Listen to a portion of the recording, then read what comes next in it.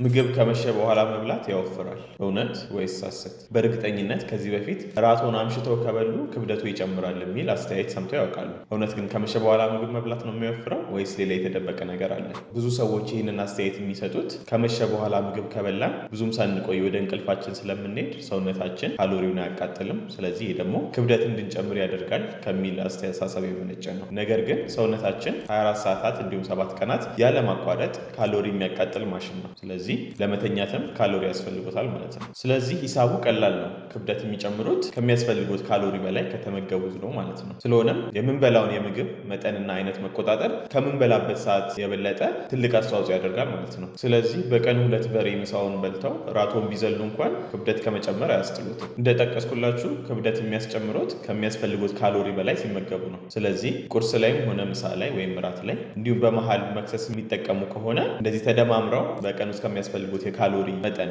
በላይ ከሆነ ሰውነቶ ያስቀምጧል ማለት ነው ለሌላ ቀን። ስለዚህ ሰውነቶን ያዳምጡት። ቀንም ሆነ ማታ የሚመገቡት ምግብ ተደማምሮ በቀን ውስጥ ከሚያስፈልገው በታች እስከሆነ ድረስ ወይም ደግሞ እኩል እስከሆነ ድረስ ክብደት እጨምራለሁ የሚል ስጋት ሳያድርቦት ሳይሳቀቁ መመገብ ይችላሉ።